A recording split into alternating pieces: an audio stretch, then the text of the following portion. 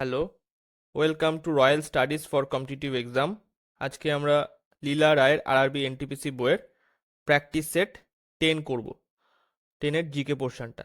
তো যারা যারা আমার ইউটিউব চ্যানেলে নতুন, অবশ্যই চ্যানেলটা সাবস্ক্রাইব করবেন আর প্রত্যেকে লাইক, কমেন্ট এবং শেয়ার করবেন। আর আমার টেলিগ্রাম চ্যানেলের লিঙ্ক ডেসক্রিপশন এবং কমেন্ট সেকশনে দেওয়া আছে, সেখানে অবশ্যই জয়েন হয়ে যান। ভালো ভালো পিডিএফ ওখানে দেওয়া আছে। তো চলো শুরু করা যাক। ফার্স্ট কোশ্চেন, সেট 10-এর 1-এর দাগের কোশ্চেন। এখানে বলছে অ্যালোসোম কি? তো অ্যালোসোম হলো একটি যৌন ক্রোমোজোম যা আকার বা আচরণে একটি সাধারণ অটোসোম থেকে আলাদা। মানুষের একজোড়া অ্যালোসোম থাকে, এর দ্বারা মানুষের লিঙ্গ নির্ধারিত হয়। তো এখানে ডি দাগের অপশন সঠিক হবে, সেক্স ক্রোমোজোম। নেক্সট, 2-এর দাগের কোশ্চেন, নাইট্রোজেনের বিভিন্ন যৌগে নাইট্রোজেনের জারণ স্তর কিভাবে পরিবর্তন হয়? তো 2-এর এখানে অ্যান্সার হবে এ, -3 থেকে +5। নেক্সট, 5-এর দাগের কোশ্চেন, হাইড্রোজেন পরমাণুর লাইম্যান সিরিজ ইলেকট্রোম্যাগনেটিক বর্ণালীর কোন অঞ্চলে অবস্থিত? হাইড্রোজেন পরমাণুর লাইম্যান সিরিজ ইলেকট্রোম্যাগনেটিক বর্ণালীর কোন অঞ্চলে অবস্থিত? তো 5-এর এখানে অ্যান্সার হবে সি এর দাগ, অতিবেগুনি অঞ্চলে। নেক্সট, 7-এর দাগের কোশ্চেন, নিম্নে বিকল্পগুলির মধ্যে কোনটি অন্যদের থেকে আলাদা? নিম্নে বিকল্পগুলির মধ্যে কোনটি অন্যদের থেকে আলাদা? তো 7-এর এখানে অ্যান্সার হবে ডি এর দাগ, ধারা 36। ধারা 36 বাদে অন্যগুলো সব হচ্ছে মৌলিক অধিকারের অন্তর্গত। নেক্সট, 8-এর দাগের কোশ্চেন, নিম্নলিখিত কোন প্রকার কারণে স্লিপিং সিকনেস রোগ ছড়ায়? তো স্লিপিং সিকনেস, এটা হচ্ছে যে রোগটার নাম, সেটা হচ্ছে কি ট্রাইপ্যানোসোমিয়াসিস, যা হচ্ছে ঘুমের অসুস্থতা নামেও পরিচিত। আর এটা ছড়ায় হচ্ছে সেটস মাছি, সেটস মাছি। আর এটা, এই রোগটা হচ্ছে সংক্রমিত রোগ। আর সাব সাহারান আফ্রিকার গ্রামীণ এলাকায় এই ধরনের রোগ হয়ে থাকে। নেক্সট, 13 দাগের কোশ্চেন, কোনটি সম্পৃক্ত ফ্যাটি অ্যাসিড? কোনটি সম্পৃক্ত ফ্যাটি অ্যাসিড? তো এখানে অ্যান্সার হবে হচ্ছে এ দাগ, স্টিয়ারিক অ্যাসিড। তো যে সকল ফ্যাটি অ্যাসিডের দুটি কার্বন পরমাণুর মধ্যে কোনো দ্বিযোজী বন্ধনী থাকে না, তাকে সম্পৃক্ত ফ্যাটি অ্যাসিড বলে। যেমন হচ্ছে এ দাগ, স্টিয়ারিক অ্যাসিড। নেক্সট, 14 দাগের কোশ্চেন, কোন প্রকার অ্যামাইনো অ্যাসিড থেকে ইউরিয়া সংশ্লেষিত হয়? কোন প্রকার অ্যামাইনো অ্যাসিড থেকে ইউরিয়া সংশ্লেষিত হয়? তো 14-র এখানে অ্যান্সার হবে সি এর দাগ, আর্জিনিন। তো যকৃতে আর্জিনিন নামক অ্যামাইনো অ্যাসিড থেকে ইউরিয়া সংশ্লেষিত হয়। নেক্সট, 16 দাগের কোশ্চেন, নিচের কোনটি অপারেটিং সিস্টেম নয়? নিচের কোনটি অপারেটিং সিস্টেম নয়? তো এখানে অ্যান্সার হবে সি এর দাগ, এজ, মাইক্রোসফট এজ। এটা একটা হচ্ছে ব্রাউজার। এছাড়া ডস, ম্যাক আর লিনাক্স, এগুলো সব কটাই হচ্ছে অপারেটিং সিস্টেম।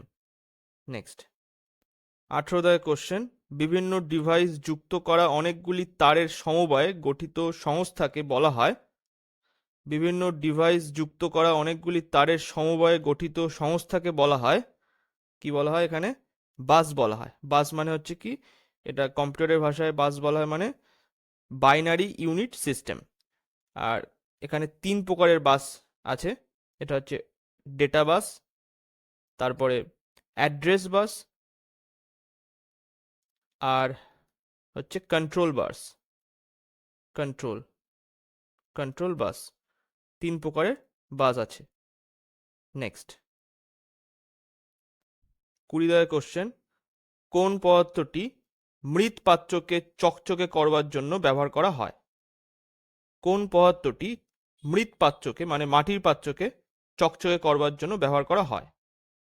তো 20 এখানে অ্যান্সার হবে বি এর দাগ, জিঙ্ক ক্লোরাইড। এছাড়া অন্যান্য যে গ্লেজিং পদার্থ আছে, মানে চকচকে করার পদার্থ আছে, সেটা হচ্ছে সিলিকন অক্সাইড আর অ্যালুমিনিয়াম অক্সাইড। নেক্সট, 23 কোশ্চেন, সম্প্রতি সিরিয়ার গৃহযুদ্ধে ব্যবহৃত রাসায়নিক অস্ত্রের রাসায়নিক এজেন্ট কি? তো 23-এর এখানে অ্যান্সার হবে বর্ণহীন গন্ধহীন নার্ভ এজেন্ট, তার নাম হচ্ছে সারিন গ্যাস। এটা হচ্ছে এটার ফলে পেশিতে ঝাঁকুনি, অজ্ঞানতা এবং শ্বাসযন্ত্রের অঙ্গগুলি পক্ষাঘাত এবং অবশেষে শ্বাসকষ্টের মাধ্যমে ভয়ঙ্কর মৃত্যু ঘটে। নেক্সট 26 কোশ্চেন, লুকিয়ে রাখা এবং ছদ্মবেশের উদ্দেশ্যে যুদ্ধে ব্যবহৃত স্মোক স্ক্রিন সাধারণত নিম্নলিখিত কোন সূক্ষ্ম কণা দিয়ে গঠিত? তো এটা হচ্ছে সি এর দাগ, টাইটেনিয়াম অক্সাইড বাতাসে ছড়িয়ে পড়ে। তো সেনাদের গতিবিধি লক্ষ্য করার জন্য যুদ্ধে স্মোক স্ক্রিন ব্যবহার করা হয়। স্মোক স্ক্রিন টাইটেনিয়াম অক্সাইডের সূক্ষ্ম কণা থাকে। তবে এখন টাইটেনিয়াম অক্সাইডের পরিবর্তে সিলিকন ক্লোরাইড SiCl4 এটা ব্যবহার করা হচ্ছে। নেক্সট 30 কোশ্চেন, নিম্নলিখিত কোন শিখ গুরু গুরুমুখী বর্ণমালা প্রবর্তন করেছিলেন? নিম্নলিখিত কোন শিখ গুরু গুরুমুখী বর্ণমালা প্রবর্তন করেছিলেন? তো 30-এর এখানে অ্যান্সার হবে সি এর দাগ, গুরু অঙ্গদ। তো গুরু অঙ্গদ গুরুমুখী বর্ণমালা প্রবর্তন করেছিলেন।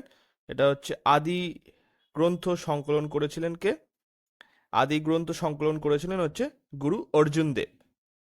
নেক্সট 34 কোশ্চেনে বলছে বিখ্যাত সাধক সেলিম চিশতি নিম্নলিখিত কোন স্থানে বসবাস করেছিলেন?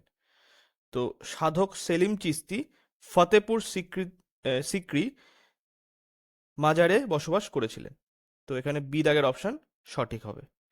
আর আকবরের সমসাময়িক একজন সুফি সন্ত ছিলেন এই সেলিম চিশতি। নেক্সট 39 কোশ্চেন, নিম্নলিখিত সুলতানদের মধ্যে কে প্রথম তার রাজধানী দিল্লিতে স্থানান্তর করেছিলেন? তো 39-এর এখানে অ্যান্সার হবে সি এর দাগ, ইলতুৎমিশ। তো ভারতের মুসলমান শাসক প্রবর্তনের সময় তাদের রাজধানী ছিল লাহোর এবং সুলতানি বংশের প্রকৃত প্রতিষ্ঠাতা ইলতুৎমিশ রাজধানী দিল্লিতে স্থাপন করেন। তাছাড়া তিনি জিতল ও টঙ্কা নামক মুদ্রা প্রচলন করেছিলেন। নেক্সট 41 কোশ্চেন, গৌতম বুদ্ধের সময়কার একজন বিখ্যাত চিকিৎসক জীবক কোন রাজার চিকিৎসক ছিলেন? তো 41-এর এখানে অ্যান্সার হবে এ দাগ, বিম্বিসার। তো জীবক বিম্বিসারের দরবারে একজন মহান চিকিৎসক এবং আয়ুর্বেদাচার্য ছিলেন। অবন্তীর শাসক প্রদ্যুৎ যখন জন্ডিসে ভুগছিলেন তখন বিম্বিসার জীবককে চিকিৎসার জন্য পাঠিয়েছিলেন অবন্তীতে। নেক্সট 45 কোশ্চেন, মুসলিম লীগ অন্তর্বর্তী সরকারে কবে যোগদান করেছিল? তো মুসলিম লীগ অন্তর্বর্তী সরকারে যোগদান করেছিল এ দাগ অক্টোবর 1946 সালে। তো ভারতে অস্থায়ী সরকার নামে পরিচিত ভারতে অন্তর্বর্তী সরকার 2রা সেপ্টেম্বর 1946 সালে গঠিত হয়েছিল, যা ভারতের নবনির্বাচিত গণপরিষদ থেকে ব্রিটিশ ভারতের স্বাধীনতা উত্তরায়ণে সহায়তা করার দায়িত্বপ্রাপ্ত ছিল। নেক্সট 47 কোশ্চেন, দিল্লির কেন্দ্রীয় আইনসভা কক্ষে কে ধ্বনি তুলেছিলেন ইনকলাব জিন্দাবাদ, বিপ্লব দীর্ঘজীবী হোক? তো 47-এর এখানে অ্যান্সার হচ্ছে সি এর দাগ, ভগৎ সিং। তো 1921 খ্রিস্টাব্দে 8ই এপ্রিল কেন্দ্রীয় আইনসভা কক্ষে ভগৎ সিং ও বটুকেশ্বর দত্ত বোম নিক্ষেপ করেছিলেন ও স্বেচ্ছায় ধরা দেন। ব্রিটিশ প্রশাসন তাদের বিরুদ্ধে 1929 খ্রিস্টাব্দে লাহোর ষড়যন্ত্র মামলায় 2 বছর পরে 1931 খ্রিস্টাব্দে ভগৎ সিং বটুকেশ্বর দত্ত রাজগুরুকে ফাঁসি দিয়েছিল। নেক্সট 49 কোশ্চেন, নিম্নলিখিত ব্যক্তিদের মধ্যে কার প্রতিবেদনে যুক্তরাষ্ট্রের ধারণা প্রথম প্রস্তাবিত হয়? তো 49-এর এখানে অ্যান্সার হবে সি এর দাগ, মতিলাল নেহরুর প্রতিবেদনে। নেক্সট 53 কোশ্চেন, গুরু শিখর নিম্নলিখিত কোন পর্বতের সর্বোচ্চ শৃঙ্গ? তো গুরু শিখর হচ্ছে আরাবল্লী পর্বতের সর্বোচ্চ শৃঙ্গ। তো নীলগিরি পর্বতের সর্বোচ্চ শৃঙ্গ কোনটা? এটা হচ্ছে দোদাবেতা। তারপরে সাতপুরার পর্বতের সর্বোচ্চ শৃঙ্গ হচ্ছে কোনটা? ধূপগড়। আর বিন্ধ্য পর্বতের সর্বোচ্চ শৃঙ্গ হচ্ছে সদভাবনা। সদভাবনা। নেক্সট 59 দাগের কোশ্চেন, বিজয়ওয়াড়া কোন নদীর তীরে অবস্থিত? তো বিজয়ওয়াড়া হচ্ছে কৃষ্ণা নদীর তীরে অবস্থিত। তো কৃষ্ণা নদী মহাবালেশ্বর শৃঙ্গ থেকে উৎপত্তি লাভ করেছে। এটি মহারাষ্ট্র, কর্ণাটক, তারপরে হচ্ছে অন্ধ্রপ্রদেশ, এই তিনটে স্টেটের মধ্য দিয়ে প্রবাহিত হয়েছে। আর বিজয়ওয়াড়া হচ্ছে এই নদীর তীরে একটি শহর। নেক্সট 61 দাগের কোশ্চেন, গ্রিনল্যান্ড নিম্নলিখিত কোন শাসনের অধীনে রয়েছে? গ্রিনল্যান্ড নিম্নলিখিত কোন শাসনের অধীনে রয়েছে? তো 61 এখানে অ্যান্সার হবে এ, ডেনমার্কের অধীনে রয়েছে। নেক্সট 64 দাগের কোশ্চেন, ভারতের কোন রাজ্যে হুটি সোনার খনি অবস্থিত? ভারতের কোন রাজ্যে হুটি সোনার খনি অবস্থিত? তো 64 এখানে অ্যান্সার হবে সি এর দাগ, কর্ণাটক রাজ্যে। নেক্সট কোশ্চেন, এখানে বলছে সয়েল হেলথ কার্ড সম্পর্কে কোনটি সত্য নয়? তো এখানে দেখো এই জায়গাটায় উত্তরটা দেওয়া আছে, অ্যান্সার কি যেটা দেওয়া আছে সেটা হচ্ছে এ দেওয়া আছে, কিন্তু এখানে বলছে এটি একটি রাষ্ট্রীয় স্পন্সার্ড স্কিম। তো এটাও সত্য, কারণ 2015 সালে এটা চালু করা হয়েছিল ভারত সরকার দ্বারা। তো এক্ষেত্রে এটা সত্য হওয়ার কথা। তো তারপরে দেখো মাটি পুষ্টির ওপর মৌলিক তথ্য দেওয়া। তারপরে সিতে বলছে কৃষকদের উৎপাদনশীলতা বৃদ্ধি করা, সার ও ফসল অনুযায়ী সুপারিশ করা। তো এখানে এই সব কটাই সঠিক হবে আমার মতে, ঠিক আছে? তো তাও একবার আপনারা চেক করবেন এই জায়গাটা। নেক্সট চলো 68 দাগের কোশ্চেন, ফিসকাল ঘাটতি, যেটা হচ্ছে আমরা বলি ফিসকাল ডেফিসিট, বলতে কি বোঝানো হয়? তো ফিসকাল ডেফিসিট মানে হচ্ছে বি দাগের অপশন সঠিক হবে, রাজস্ব ব্যয় প্লাস মূলধন ব্যয় মাইনাস ব্র্যাকেটে রাজস্ব প্রাপ্তি প্লাস ঋণ গ্রহণ ছাড়া মূলধনের প্রাপ্তি। নেক্সট 70 দাগের কোশ্চেন, ন্যাশনাল ডেভেলপমেন্ট কাউন্সিল যেটা হচ্ছে এনডিসি কবে গঠিত হয়েছিল? তো ন্যাশনাল ডেভেলপমেন্ট কাউন্সিল এটা হচ্ছে সি এর দাগ, 1952 সালে গঠিত হয়েছিল। তো ভারতের পঞ্চবার্ষিকী পরিকল্পনা অনুমোদন করেছিল এই এনডিসি, আর এটি হচ্ছে 1952 সালে গঠিত হয়েছিল। নেক্সট 73 দাগের কোশ্চেন, খাজুরাহো মন্দিরটি নিম্নলিখিত কোন স্থানে অবস্থিত? তো খাজুরাহো মন্দিরটি এটা হচ্ছে ভূপালে অবস্থিত, মধ্যপ্রদেশের ভূপালে অবস্থিত। আর এই খাজুরাহো মন্দিরটি কিন্তু ইউনেস্কো ওয়ার্ল্ড হেরিটেজ সাইটের অন্তর্ভুক্ত। নেক্সট 76 দাগের কোশ্চেন, ভারত সরকার নিম্নলিখিত কোন দিনটিতে প্রতি বছর সিভিল সার্ভিস দিবস হিসাবে পালন করে? তো 76-এর এখানে অ্যান্সার হবে সি এর দাগ, 21শে এপ্রিল দিনটিকে ভারত সরকার সিভিল সার্ভিস দিবস হিসাবে পালন করে। এর কারণ কি? এই দিনেই ভারতের প্রথম স্বরাষ্ট্রমন্ত্রী সর্দার বল্লভভাই প্যাটেল নবগঠিত এবং নবনিযুক্ত প্রশাসনিক পরিষেবায় কর্মকর্তাদের নিয়োগ করেছিলেন। নেক্সট 79 দাগের কোশ্চেন, রাজা রবি ভার্মা ভারতের একজন বিখ্যাত চিত্রশিল্পী, তিনি নিম্নলিখিত কোন রাজ্যের সঙ্গে সম্পর্কযুক্ত? তো 79 এখানে অ্যান্সার হবে বি এর দাগ, কেরালা রাজ্যের সাথে সম্পর্কযুক্ত। তো রাজা রবি ভার্মা হচ্ছে একজন ভারতের বিখ্যাত চিত্রশিল্পী, তিনি ত্রিভাঙ্করের রাজ পরিবারের সঙ্গে সম্পর্কযুক্ত ছিলেন, যা এখন ভারতের কেরালা রাজ্য নামে পরিচিত।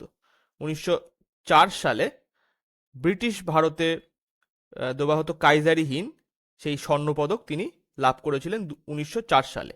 নেক্সট 82 দাগের কোশ্চেন, এখানে বলছে উমাশঙ্কর মিশ্র নিম্নলিখিত কোন বাদ্যযন্ত্রটির সঙ্গে সম্পর্কিত?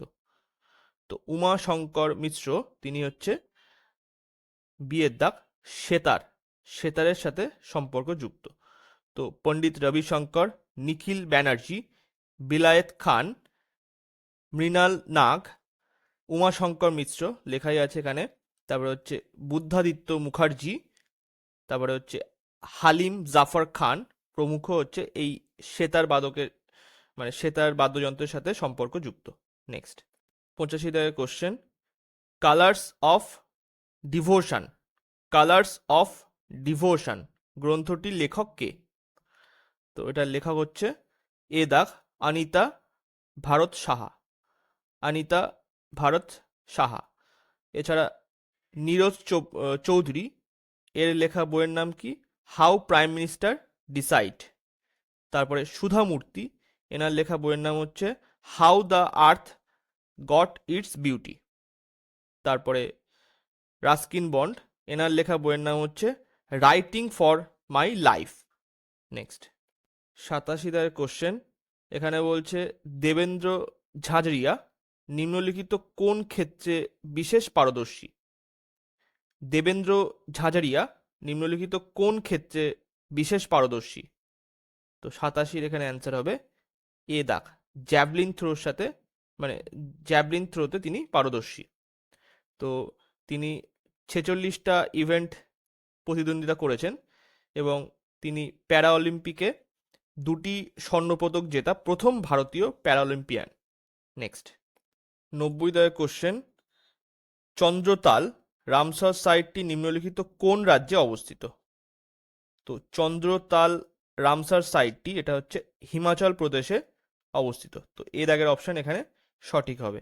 তো হিমাচল প্রদেশে অবস্থিত কিছু রামসার সাইটের মধ্যে চন্দ্রতাল তো আছেই, তারপরে হচ্ছে রেণুকা হ্রদ, তারপরে প্যাং ড্যাম হ্রদ, প্যাং ড্যাম হ্রদ।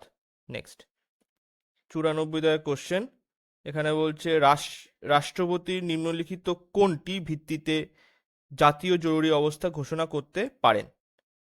রাষ্ট্রপতি নিম্নলিখিত রাষ্ট্রপতি হবে, রাষ্ট্রপতি নিম্নলিখিত কোনটির ভিত্তিতে জাতীয় জরুরি অবস্থা ঘোষণা করতে পারেন?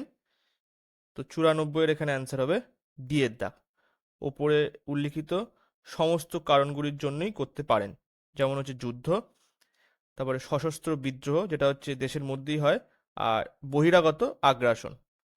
তো 352 নম্বর ধারা অনুযায়ী রাষ্ট্রপতি যদি মনে করেন যে এই তিনটের মধ্যে কোনো একটা হচ্ছে, তো সেক্ষেত্রে তিনি জাতীয় জরুরি অবস্থা জারি করতে পারেন। আর এটা মনে রাখতে হবে যে ভারতে কখনো কিন্তু আর্থিক জরুরি অবস্থা ঘোষণা করা হয়নি, কিন্তু স্বাধীনতার পরে 3বার জাতীয় জরুরি অবস্থা ঘোষণা করা হয়েছে। নেক্সট 96 দাগের কোশ্চেন, এখানে বলছে কি ভারতের একটি রাজ্যের মুখ্যমন্ত্রী রাষ্ট্রপতি নির্বাচনে ভোট দেওয়ার যোগ্য হবেন না যখন তিনি কি হবেন? তো 96 এখানে অ্যান্সার হবে ডি এর দাগ, তিনি রাজ্য আইনসভার উচ্চকক্ষের সদস্য যদি হন, তাহলে তিনি রাষ্ট্রপতি নির্বাচনে অংশগ্রহণ করতে পারবেন না। কারণ বিধান পরিষদ, রাজ্য আইনসভার উচ্চ কক্ষ মানে কি বিধান পরিষদের কথা বলা হচ্ছে। তো সমস্ত রাজ্যে কিন্তু বিধান পরিষদ নেই। তো সেই পরিপ্রেক্ষিতে তিনি যদি মুখ্যমন্ত্রী হন রাজ্যের উচ্চকক্ষ থেকে, তাহলে তিনি ভোট দিতে পারবেন না রাষ্ট্রপতি নির্বাচনের ক্ষেত্রে। নেক্সট 99 দাগের কোশ্চেন, এখানে বলছে সম্প্রতি ইআইইউ কর্তৃক প্রকাশিত গ্লোবাল লিভেবল ইন্ডেক্স 2024 অনুযায়ী প্রথম স্থানে কোন শহর রয়েছে? মানে সব থেকে বাসযোগ্য যে শহর সেটা কোনটা? তো 99 এখানে অ্যান্সার হবে সি এর দাগ, ভিয়েনা। 100 দাগের কোশ্চেন, সম্প্রতি কে 2024 সালে পেন প্রিন্টার প্রাইজে ভূষিত হয়েছেন? তো পেন প্রিন্টার প্রাইজে ভূষিত হয়েছেন 100 এখানে অ্যান্সার হবে সি এর দাগ, অরুন্ধতী রায়। তো আজকে এই পর্যন্তই। ভিডিওটা ভালো লাগলে লাইক, কমেন্ট এবং শেয়ার করবেন। Thank you.